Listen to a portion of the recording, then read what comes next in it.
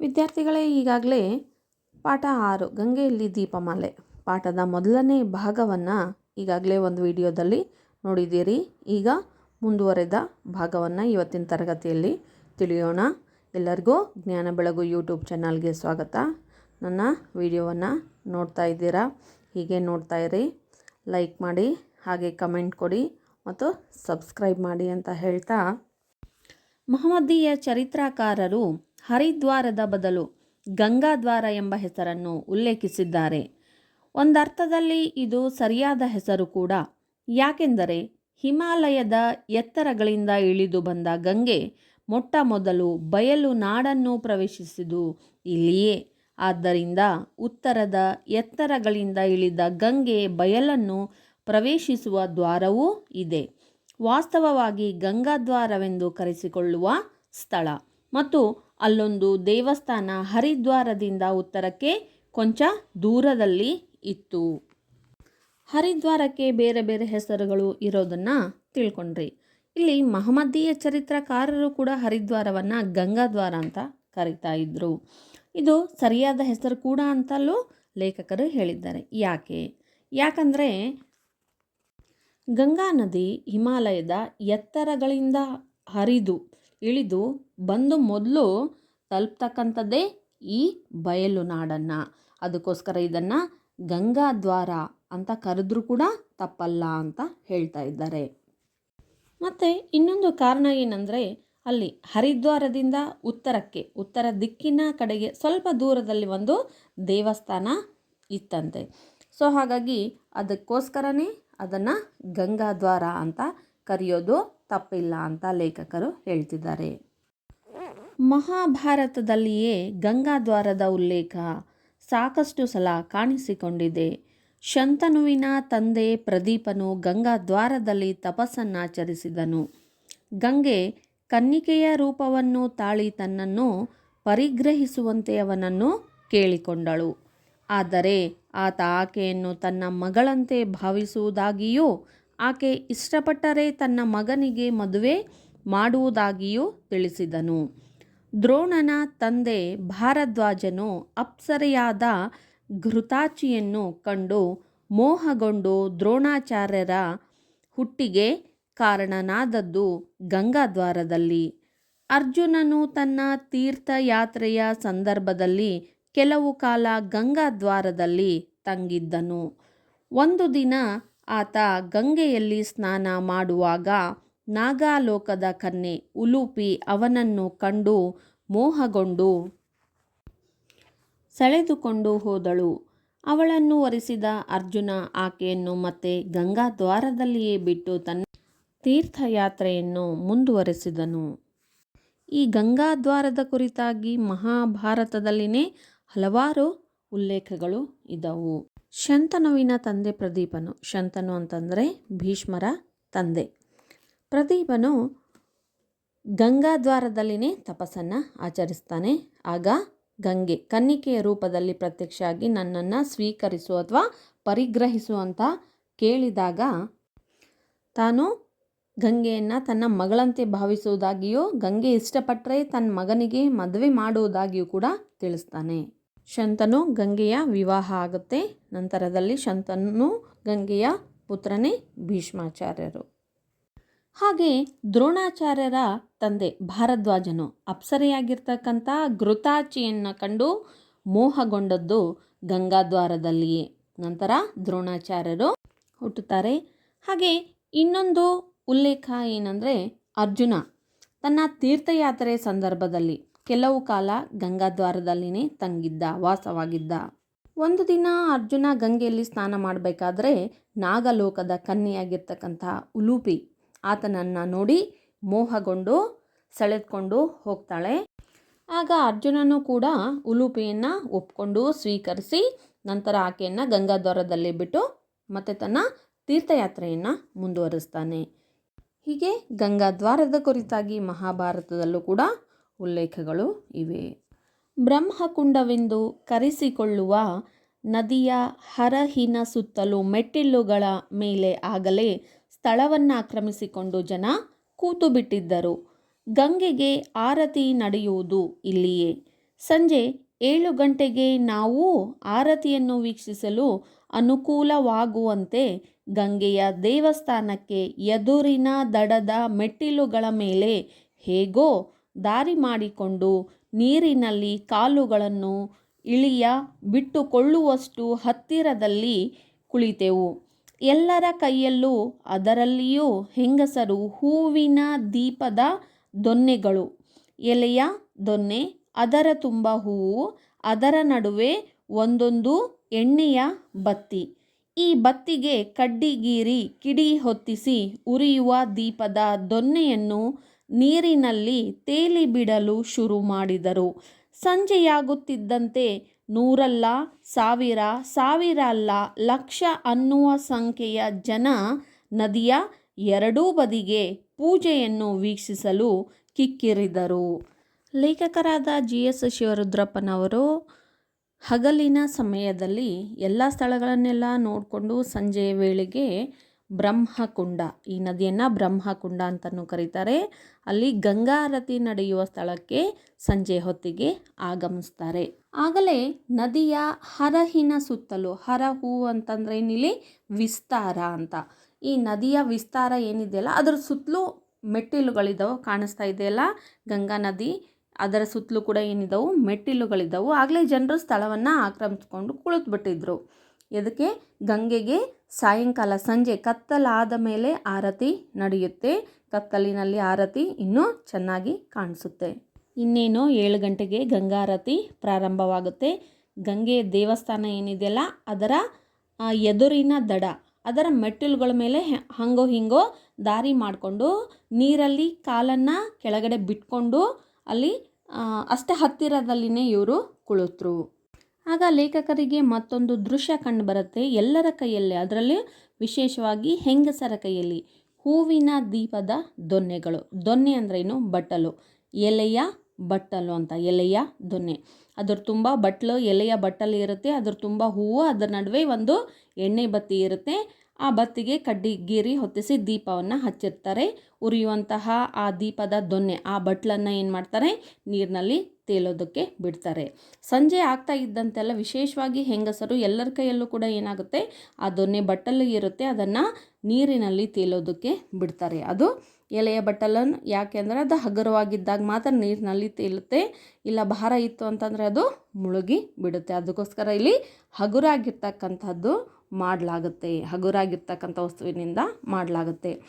ಸಂಜೆ ಆದಂತೆಲ್ಲ, ಹೊತ್ತು ಕಳೆದಂತೆಲ್ಲ ನೂರಲ್ಲ, ಸಾವಿರ ಅಲ್ಲ, ಲಕ್ಷ ಅನ್ನುವ ಸಂಖ್ಯೆಯಷ್ಟು ಜನ ಈ ನದಿಯ ಎರಡೂ ಬದಿ, ಮಧ್ಯದಲ್ಲಿ ನೀರು ನದಿ ಹರಿತಾ ಇರುತ್ತೆ, ಆ ಕಡೆ ಈ ಕಡೆ ಎರಡೂ ಬದಿಯಲ್ಲೂ ಕೂಡ ಏನಿಲ್ಲಿ ಜನ, ಲಕ್ಷಾಂತರ ಜನರು ಅದನ್ನು ನೋಡೋದಕ್ಕೆ ಕಿಕ್ಕಿರಿದು ಬಿಟ್ಟಿರ್ತಾರೆ. ಅದು ಆ ಕತ್ತಲಿನಲ್ಲಿ ಅದು ವಿಶೇಷವಾಗಿ ಬಹಳ ಸುಂದರವಾಗಿ ಗೋಚರಿಸ್ತಾ ಇರುತ್ತೆ. ಸಂಜೆಯ ಕೆಂಪು ಹರಿಯುವ ನೀರಿನ ನಿರಿಗೆಗಳನ್ನು ವರ್ಣಮಯವನ್ನಾಗಿ ಮಾಡುತ್ತಿದ್ದಂತೆಯೇ ಗಂಗಾ ಮಾಯಿಗೆ ಹೆಣ್ಣು ಮಕ್ಕಳು, ಗಂಡ ಹೆಂಡತಿಯರು ತೇಲಿಬಿಟ್ಟ ಹೂವಿನ ದೊನ್ನೆಯ ದೀಪಗಳು ನದಿ ಜಲದಲ್ಲಿ ಚಲಿಸತೊಡಗಿದವು. ಕೆಲವು ದೊನ್ನೆಗಳು ತೇಲಿಬಿಟ್ಟ ನಂತರ ಒಂದೆರಡು ಮಾರು ದೂರ ಹೋಗುವಷ್ಟರಲ್ಲಿಯೇ ಸೆಳವಿಗೆ ಸಿಕ್ಕು ಗಿರಗಿರನೆ ಸುತ್ತಿ ತಲೆ ಕೆಳಗಾಗಿ ಹತ್ತಿದ ದೀಪ ನೀರಲ್ಲಿ ಆರಿ ಅದರ ಜೊತೆಗಿದ್ದ ಹೂಗಳು ದಿಕ್ಕಾಪಾಲಾಗಿ ಕೊಚ್ಚಿ ಹೋಗುತ್ತಿದ್ದವು. ಕೆಲವು ದೊನ್ನೆ ದೀಪಗಳು ಸ್ವಲ್ಪ ದೂರದವರೆಗೆ ಉರಿಯುತ್ತಾ ನದಿ ಜಲದಲ್ಲಿ ಪ್ರತಿಬಿಂಬಿತವಾಗುತ್ತಾ ಮುಂದೆ ಹೋಗಿ ಇನ್ನಿತರ ದೊನ್ನೆಗಳಿಗೆ ತಗುಲಿ ತಲೆ ಕೆಳಗಾಗುತ್ತಿದ್ದವು. ಇನ್ನು ಕೆಲವು ಆಬಾಧಿತವಾಗಿ ತೇಲುತ್ತಾ ಉರಿಯುವ ದೀಪಗಳ ಸಹಿತ ದೂರ ದೂರಕ್ಕೆ ಹೋಗುತ್ತಿದ್ದವು. ನೋಡಿದಂತೆ ಬಹು ಸಂಖ್ಯೆಯಲ್ಲಿ ತೇಲಿಬಿಟ್ಟ ದೀಪಗಳು ನದಿಯ ಹರಹನ್ನೆಲ್ಲ ತುಂಬಿಕೊಂಡು ಅದ್ಭುತವಾದ ದೃಶ್ಯಮಾಲೆಯನ್ನು ನಿರ್ಮಿಸಿದವು. ಸಂಜೆ ಹೊತ್ತು ಸೂರ್ಯಾಸ್ತದ ಸಂದರ್ಭದಲ್ಲಿ ಆ ಕೆಂಪು ವರ್ಣ ಏನಿರುತ್ತಲ್ಲ, ಆ ಕೆಂಪು ವರ್ಣ ನೀರಿನ ಮೇಲೆ ಬಿದ್ದು ಅದು ಹರಿಯುವ ನೀರಿನ ನೆರಿಗೆಗಳನ್ನು, ನೀರು ಹರಿಯುವಂಥದ್ದು ನೆರಿಗೆ ರೀತಿಯಲ್ಲಿ ಕಾಣ್ತಾ ಇದೆ. ಆ ನೆರಿಗೆಗಳನ್ನೆಲ್ಲ ವರ್ಣಮಯವನ್ನಾಗಿ ಮಾಡುತ್ತೆ. ಅಂದರೆ ಅದರ ಛಾಯೆ ನೀರಿನ ಮೇಲೆ ಬಿದ್ದು ಅದನ್ನು ಕೂಡ ನೀರನ್ನು ಕೂಡ ಕೆಂಪಾಗಿ ಕಾಣಿಸುತ್ತೆ. ಸಂಜೆಯ ಹೊತ್ತಿನಲ್ಲಿ ಈ ಗಂಗಾ ಮಾಯಿಗೆ ಬ್ರಹ್ಮ ಕುಂಡಲದಲ್ಲಿ ಹೆಣ್ಮಕ್ಳು ಗಂಡ ಹೆಂಡತಿಯರು ತೇಲಿ ಬಿಟ್ಟಿರುವಂತಹ ಹೂವಿನ ದೊನ್ನೆ ದೀಪಗಳು ನದಿ ನೀರಿನಲ್ಲಿ ಚಲಿಸೋದಕ್ಕೆ ಪ್ರಾರಂಭ ಆಗ್ತವು. ಕೆಲವು ದೊನ್ನೆ ದೀಪಗಳು ಒಂದೆರಡು ಮಾರು ದೂರ ಹೋಗಿ, ಮಾರು ಅಂದರೆ ಎರಡೂ ಕೈಯನ್ನು ನೇರವಾಗಿ ಚಾಚಿದಾಗ ಬರುವಂತಹ ಅಳತೆಯನ್ನು ಮಾರು ಅಂತ ಹೇಳ್ತೀವಿ. ಒಂದೆರಡು ಮಾರು ಸ್ವಲ್ಪ ದೂರ ಹೋಗಿ ಅವು ಆ ನೀರಿನ ಸೆಳವಿಗೆ, ನೀರಿನ ಸೆಳೆತಕ್ಕೆ ಅಥವಾ ಸುಳಿಗೆ ಸಿಕ್ಕು ಏನಾಗ್ತಾ ಇದ್ದವು, ಅವು ಗಿರಗಿರನೆ ತಿರುಗಿ ಅವು ಏನಾಗಿ ತಲೆ ಕೆಳಗಾಗಿ ಮುಗುಚಿ ಬೀಳ್ತಾ ಇದ್ವು. ಅದರ ಜೊತೆಗೆ ಆ ದೀಪನೂ ಕೂಡ ಆರಿ ಹೋಗ್ತಾ ಇತ್ತು, ಬತ್ತಿನೂ ಕೂಡ ಹೋಗ್ತಾ ಇತ್ತು, ಹೂಗಳೆಲ್ಲ ಚೆಲ್ಲಾಪಿಲ್ಲಿಯಾಗಿ ದಿಕ್ಕಾಪಾಲಾಗಿ ಹೋಗ್ತಾ ಇದ್ವು. ಇನ್ನು ಕೆಲವು ಈ ಎಲೆಯಿಂದ ಮಾಡಿರ್ತಕ್ಕಂತಹ ದೊನ್ನೆ ದೀಪಗಳು ಸ್ವಲ್ಪ ದೂರದವರೆಗೆ ಹೋಗಿ ಅದರ ಪ್ರತಿಬಿಂಬ, ಆ ಬೆಳಕು ಏನಿದೆಯಲ್ಲ ಅದರ ಪ್ರತಿಬಿಂಬ ನೀರಿನ ಮೇಲೆ ಬೀಳ್ತಾ ಇತ್ತು. ಅವು ಮುಂದೆ ಸ್ವಲ್ಪ ದೂರ ಹೋಗಿ ಇನ್ನೊಂದು ದೀಪಗಳಿಗೆ ತಗುಲಿ, ದೊನ್ನೆ ದೀಪಗಳಿಗೆ ತಗುಲಿ ಅವು ಕೂಡ ತಲೆ ಕೆಳಗಾಗಿ ಬೀಳ್ತಾ ಇದ್ವು. ಆದರೆ ಕೊನೆಯ ಬಹಳ ದೂರದವರೆಗೆ ಹೋಗಿ ತಲುಪುವಂಥ ಹೂಗಳು ಕೆಲವು ದೀಪಗಳು. ಹೀಗೆ ಸಂಜೆ ಕಳೆದಂತೆಲ್ಲ ಹಲವಾರು ಹೆಣ್ಣು ಅಬಾಧಿತವಾಗಿ ಎಲ್ಲ ಯಾವುದೋ ಬಾಧಕ್ಕೆ ತೊಂದರೆಗೆ ಒಳಪಡದೇನೆ ಅವನ್ನೆಲ್ಲ ಬಿಟ್ಟು ಹೋಗಿ ದೂರಕ್ಕೆ ಹೋಗಿ ನೀರಿನಲ್ಲಿ ತೇಲುತ್ತಾ ಬ್ರಹ್ಮ ಕುಂಡಲವನ್ನೆಲ್ಲ ಆವರಿಸಿಕೊಂಡು, ಆ ಹರವನ್ನೆಲ್ಲ ವಿಸ್ತಾರವನ್ನೆಲ್ಲ ಆವರಿಸಿಕೊಂಡು ಆ ಕತ್ತಲಿನಲ್ಲಿ ಅದ್ಭುತವಾಗಿರ್ತಕ್ಕಂಥ ಒಂದು ವರ್ಣಮಯವಾಗಿರ್ತಕ್ಕಂಥ ಮನಮೋಹಕವಾದ ದೃಶ್ಯವನ್ನೇ ನಿರ್ಮಿಸ್ತಾ ಇದ್ವು. ಸಂಜೆಯ ಕೆಂಪು ಕರಗಿ ನದಿಯ ನೀರು ಕಪ್ಪಾದಂತೆ ಅದರ ಮೇಲೆ ತೇಲುವ ನೂರಾರು ದೀಪಗಳು ನದಿಯ ಬಟ್ಟೆಗೆ ಬೆಳಕಿನ ಕಸೂತಿ ಹಾಕಿದಂತೆ ಕಾಣುತ್ತಿದ್ದವು. ಬಿಟ್ಟ ಕೂಡಲೇ ತಲೆ ಕೆಳಗಾಗುವ ದೀಪಗಳು, ಸ್ವಲ್ಪ ದೂರ ಹೋಗಿ ಮಗುಚಿಕೊಳ್ಳುವ ದೀಪಗಳು, ಹೊಯ್ದಾಡುತ್ತಾ ಹೇಗೋ ಮುಂದೆ ಸಾಗುವ ದೀಪಗಳು. ದೀಪಗಳನ್ನು ತೇಲಿಬಿಡುವ ಈ ಆಟ ನಡೆದೇ ಇತ್ತು. ಜೀವನದ ಮಹಾ ಪ್ರವಾಹದ ಮೇಲೆ ನಮ್ಮೆಲ್ಲರ ಏಳು ಬೀಳುಗಳನ್ನು ಬಿಂಬಿಸುವಂತಿದ್ದ ಈ ದೀಪಮಾಲೆಯ ಲೀಲೆಯನ್ನು ನೋಡುತ್ತಾ ಕೂತ ನಮಗೆ ಆಗಲೇ ಗಂಟೆ 7 ಆರತಿಯ ಸುಮುಹೂರ್ತ ಹತ್ತಿರಕ್ಕೆ ಬಂದಿದೆ ಎನ್ನುವುದು ಶಂಖ ಜಾಗಟೆ ವಾದ್ಯಗಳ ಸದ್ದಿನಿಂದ ಶ್ರವಣಗೋಚರವಾಯಿತು. ಎರಡೂ ದಡಗಳ ಉದ್ದಕ್ಕೂ ಅಕ್ಷರಶಃ ಲಕ್ಷಾಂತರ ಜನ ಕುತೂಹಲ ಸಂಭ್ರಮಗಳಿಂದ ಆರತಿಯ ದೃಶ್ಯಕ್ಕೆ ಕಾತರರಾದರು.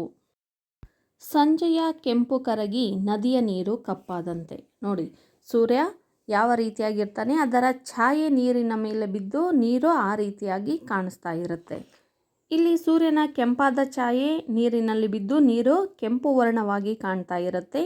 ನಂತರ ಸೂರ್ಯಾಸ್ತ ಆದ ನಂತರ ಸಂಪೂರ್ಣ ಕತ್ತಲು ಆವರಿಸಿದಾಗ ಅಲ್ಲಿ ಬೆಳಕಿರೋದಿಲ್ಲ, ನೀರು ಗೋಚರಿಸೋದಿಲ್ಲ. ಅಲ್ಲಿ ದೀಪಗಳನ್ನು ಹಚ್ಚಿದಾಗ ದೀಪಗಳ ಬೆಳಕು ಮಾತ್ರ ಕಾಣಿಸ್ತಾ ಇರುತ್ತೆ. ಹೀಗೆ ನೀರು ಕಪ್ಪಾದಂತೆಲ್ಲ ಆ ನೀರಿನ ಮೇಲೆ ತೇಲಿ ಬಿಡುವಂತಹ ದೀಪಗಳು ಯಾವ ರೀತಿಯಾಗಿ ಕಾಣ್ತಾ ಇದ್ವು ಅಂದರೆ, ನದಿ ಎನ್ನುವಂತಹ ಬಟ್ಟೆಗೆ, ನದಿ ಎನ್ನುವಂತಹ ಸೀರೆಗೆ ಅಥವಾ ಬಟ್ಟೆಗೆ ಕಸೂತಿಯನ್ನು ಹಾಕಿದಂತೆ, ಡಿಸೈನ್ ಮಾಡಿದಂತೆ ಕಾಣಿಸ್ತಾ ಇದ್ವು. ಹೀಗೆ ಆ ದೊನ್ನೆ ದೀಪಗಳನ್ನು ಬಿಟ್ಟ ತಕ್ಷಣ ತಲೆ ಕೆಳಗಾಗುವಂಥ ದೀಪಗಳು, ಸ್ವಲ್ಪ ದೂರದವರೆಗೆ ಹೋಗಿ ಬೀಳುವಂತಹ ದೀಪಗಳು, ಇನ್ನು ಹೇಗೋ ಹಾಗೋ ಹೊಯ್ದಾಡುತ್ತಾ ತೇಲಾಡುತ್ತಾ ದೂರದವರೆಗೆ ಹೋಗುವಂತಹ ದೀಪಗಳು.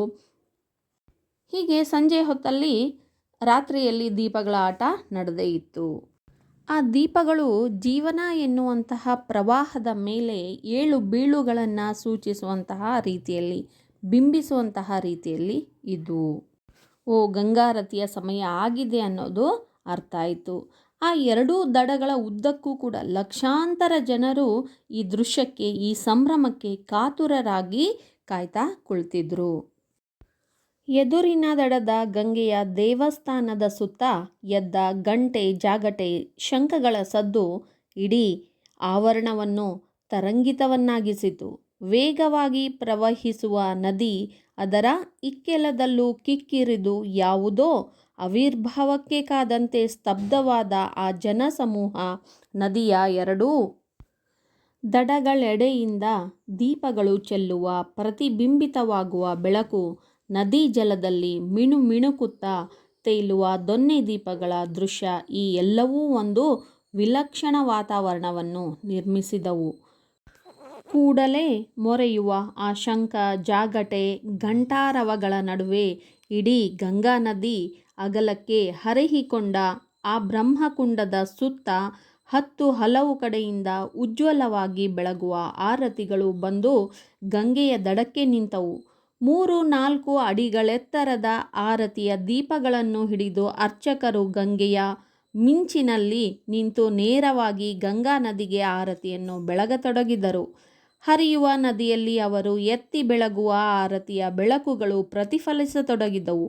ಒಂದಲ್ಲ ಎರಡಲ್ಲ 4-6 ಎತ್ತರದ ದೀಪಾರತಿಗಳನ್ನು ಹಿಡಿದು ಇಡೀ ನದಿಯನ್ನೇ ಅರ್ಚಿಸುವ ಈ ಅಪೂರ್ವ ದೃಶ್ಯ ಅವರ್ಣನೀಯವಾದದ್ದು.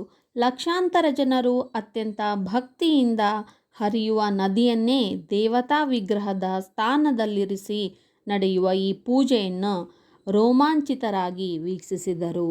ಎದುರಿನ ದಡ ಏನಿದೆಯಲ್ಲ, ಆ ದಡದ ಮೇಲೆ ಇರ್ತಕ್ಕಂಥದ್ದೇ ಗಂಗೆಯ ದೇವಸ್ಥಾನ. ಅದರ ಸುತ್ತಲೂ ಕೂಡ ಅಲ್ಲಿ ಗಂಗಾರತಿಯನ್ನು ಮಾಡೋದಕ್ಕೋಸ್ಕರವಾಗಿ ಎಲ್ಲ ಸಿದ್ಧತೆ ನಡೆದಿತ್ತು.